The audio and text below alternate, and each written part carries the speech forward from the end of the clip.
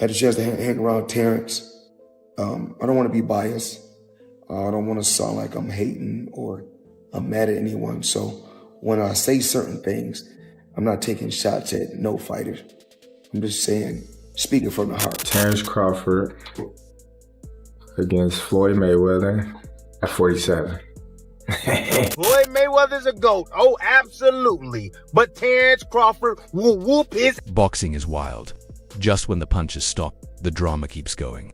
Crawford beats Canelo Alvarez, and instead of celebrating, he's throwing shade at Floyd Mayweather, calling him a runner. Mayweather, what would be the outcome of that? Man, listen, man. That's the GOAT. He one of the GOATs, man. Like, I have nothing but the utmost respect for Mayweather. You know, I would never compare my... A runner. Forget track and field. Floyd might need a Usain Bolt endorsement at this point. And you know Floyd, whenever someone steps into the spotlight, he's quick to remind everyone, don't forget about me. Like that uncle at a wedding who won't stop, bragging about being the best dancer years ago. I like Canelo, this guy can do, he can pick and choose who he want to fight. And I'm going to tell y'all the truth about Canelo. Easy, man. Easy.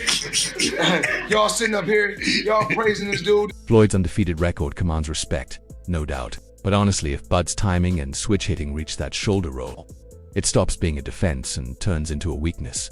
We both know Crawford doesn't just fight, he figures you out like a puzzle no one else can solve. And the best part, Floyd knows it, which is why he's fired up. Let me tell you one more thing, man, Max. Seriously. If I could take a prime Terence Crawford, this is how much I believe in this kid, and a prime Floyd Mayweather, with all the tools that Terence Crawford has, I will pick Terence Crawford to beat a prime Mayweather. Just when Floyd probably thought the drama was settling, Max Kellerman and Tim Bradley fanned the flames. They debated Mayweather versus Crawford like it was a Supreme Court case. And Bradley didn't just share his view, he declared it, saying, I'm taking Crawford over prime Floyd, like he was casually ordering lunch.com. I disagree with that, Max, because I think Floyd at his best, was a better defensive fighter than Crawford. Crawford's a better offensive fighter, but in those kind of matchups, I think defense usually beats the offense. I don't, because Terence Crawford got more to bring. Max tried countering with a defense beats offense argument, but we both know Bud isn't just offense, he's the complete package. It's like debating if a shield can stop a tank. It looks strong until the tank moves, and hearing Bradley speak so confidently made me take notice. When a decorated fighter says Crawford can crack Floyd's code, you'll listen. Crawford is also a master at distance. Terence Crawford has punching power to hurt Floyd Mayweather. We saw that in the Sam Tudor fight now. Yeah, Shane too. Here's the kicker. This wasn't just some flashy hot take for clicks. Bradley looked completely serious, clearly seeing in Bud's game proof that it's real, not hype. Max, meanwhile, held on to Floyd's legacy like it was the last lifeboat on the Titanic. That's exactly why we love debates like this. You and I get front row seats to legends clashing over other legends. Fight Shane in his prime. Do you think he fought him in his prime? No. Exactly. And Zab wasn't quite a Shane level fighter. That's true. Listen, it'd be a great match. It'd be a great matchup, no doubt. What you said about the other fighters who are avoiding him, those fighters are with Heyman in the PBC. But when you listen, and obviously you're not in a rush to throw your guy in with Terence Crawford if you can make... And just when Max and Bradley had us bouncing between takes, Shane Mosley dropped a bomb saying Floyd's power at 100 felt on par with Now, hold up. Floyd isn't known for sending guys flying, he's known for making top fighters look amateurish. So if Sugar Shane says that, it shows Floyd's punches hit harder than most admit. But here's the thing Crawford isn't walking into. This blind... I thought Floyd, his power was really good. His power was actually it was the same speed and power as Canelo when I fought Canelo 154. Floyd Floyd's strong and he has good power. Bud thrives on calculated risks, pushing forward and probing defenses until he spots a weakness. That's what makes this matchup so intense. Floyd's shoulder roll isn't just a move, it's a system designed to wear you down. But Crawford isn't the type to fold after missing a few counters. He adapts, switches stances, and bets right back. This fight isn't just IQ versus IQ, it's pride versus patience. One man protecting his perfect record, the other proving he's the one who could crack it. Type that he wants to get in there and try and knock you out. Those guys are at the same age and say whatever. If Crawford did the same thing, would that fight go the distance? That's a question we're going to ask. Would it go the distance? Or would Crawford have stopped? If it ever happened, every jab, every subtle move, Every adjustment would feel like watching history live.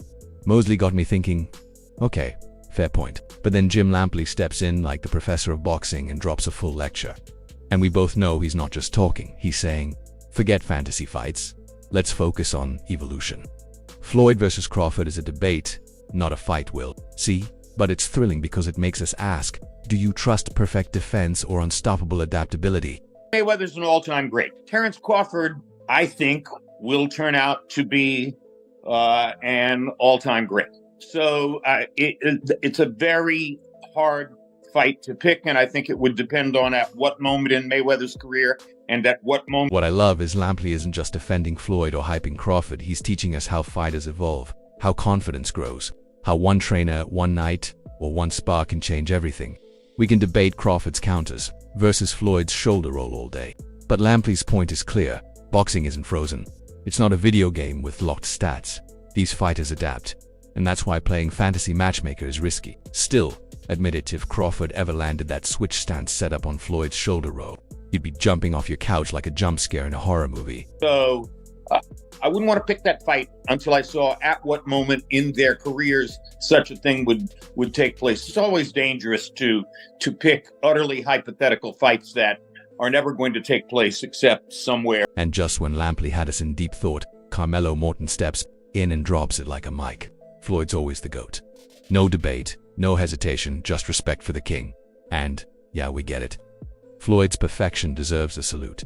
But Crawford, he's at the throne room door, moving in like he owns the place. And he's not knocking politely. Floyd's greatness is precision, the shoulder roll Bible, while Crawford's is controlled chaos. Switching stances and breaking opponents down like a surgeon on a mission. Yeah, for sure. Of course, nobody will ever. I feel like Floyd will always be the greatest of all time. Things have to really line up just so perfectly to be able to do what Floyd did and be all those world champions back to back. So, it's really hard to. When Moten calls Floyd untouchable, I hear him and respect it. But I also see Bud lurking in the shadows. Like, sure, great story, but what if Crawford cracks the shoulder roll in 2025? That's the debate that keeps fans up at night, us included. Imagining Bud versus the untouchable Floyd. And it's not just skill, it's mindset. Crawford's hunger versus Floyd's legacy. That obsession, that drive to shake history, can't be faked. Every punch, every feint, every jab would be a chess move with fireworks attached. A lot of comparisons between Terence Crawford and Floyd Mayweather. We've even had the conversation to go as far as who would win in a fight between Terence and Floyd. And I truly don't know the answer to that question. I do. You do? Yes. Yeah. Who would win that fight? Floyd. Floyd would win that Yes, fight. sir. I love you, Terence. Always figures it out. Yeah, He's a chess master. Yeah, his IQ and But that the shit funny is thing crazy. about it is Terence has been the only other guy that people. Just when I thought we'd settled into the Floyd versus Crawford mental chess game, Greg Hackett steps in and drops the Canelo bomb, claiming Bud is on another level compared to Floyd. And honestly, you can't just brush that off. Hackett breaks it down perfectly. It's not only about who's faster, slicker, or can shoulder roll in their slip, it's about timing, power, and controlling your opponent. Canelo saw it up close. Bud moved like a surgeon with a mission, catching shots, countering, and even letting Canelo think he had an opening before flipping it on him. Floyd was lightning fast and untouchable, no question. But Bud made it clear Canelo could have done more, not completely lost. But that subtle distinction is savage. Almost 70 fights in current time with all those big camps he's been doing and all that. Trust me, it's on wear and tear there. I'm not making excuses for Canelo. I'm just saying I do give Bud his credit though for beating Canelo, and Canelo understands I am a better fighter today than I was back then.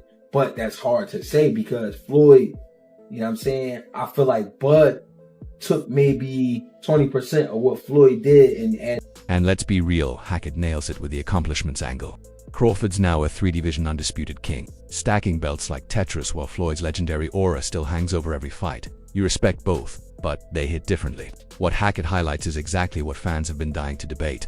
Bud didn't just survive against Canelo, he imposed himself, made him think, made him hesitate. Floyd had speed, skill, and that untouchable aura. But Bud's got the hands, the IQ, and the guts to challenge history itself. If Canelo is saying it and Hackett's breaking down why, you have to sit up and take notes. This isn't just talk, it's a blueprint for a debate that'll keep boxing fans fired up for years. When Canelo fought Floyd, Canelo was in middle school. He wasn't even, you know what I'm saying? Floyd by that time was already a Harvard graduate. You know what I'm saying? With Crawford, I felt like he maybe was saying, damn, I could have, if I would have threw this, or if I would have did that. So I don't know, man. That's a tough discussion, to be honest, but I like. After Hackett broke down Canelo's take, Eddie Hearn jumped in, part proud promoter, part straight shooting fan. He admitted he thought Canelo might pull it off, then had to eat his words watching Crawford dominate the ring. Tough for Canelo, but thrilling to see Bud finally get his moment. Hearn kept it real. Crawford looked clinical, controlled the fight, and his resume now matches the hype. But he also warned this is a new Crawford era. He'll want big money, and only certain fights will pull him off the throne. We both know once a guy becomes undisputed in 3 divisions, he chooses his moments, not the other way around. It was an amazing performance by Terence Crawford. Yeah, I'm gutted for Canelo, but I'm actually pleased that Crawford is getting the opportunity to show how great he is, because his resume hasn't really allowed that. Don't get me wrong, he's got some good wins, but he could have beaten so many more of the elite guys from his era. And now that was a big win for him. He's 38 years old. And that to do. Then Eddie throws the matchmaker's dream straight at Misused Crawford versus Jaron Ennis. He called it one of the best fights in American boxing, saying Boots is a real test, not a name to overlook. That's the kind of matchup that could cement Bud as an all-time great or give us the most electric story in years. And Eddie's right, if you want history, the purse has to match the risk. We all want it. And honestly, I'd pay to watch 5 rounds of that chess match turn into a street fight. It's the fight that could either elevate Crawford even higher or leave the boxing world speechless. Crawford against Jaron Ennis, for me, is the best fight in American boxing. But it needs to be a payday for Crawford that would get him interested, because Crawford knows how good Boots is. And I'm not saying that Crawford thinks he's going to lose to Boots, but he knows that is a real fight. Alright crew, let's wrap it up. Bottom line, Terence Crawford just changed the boxing conversation. Floyd Mayweather's legacy remains untouchable, no doubt. But Bud showed a new level of timing, IQ, and adaptability. He didn't just survive Canelo, he dominated, setting a new standard for every matchup. Crawford versus Jaron Ennis could either cement him as an all-time great or give us one of the most thrilling fights in years. I want to hear your thoughts in the comments. Could Crawford have beaten prime Floyd? Would the Ennis fight be the ultimate test or just another stepping stone? And don't forget to like, share, and subscribe to Boxing Headquarters for all the hottest breakdowns and debates.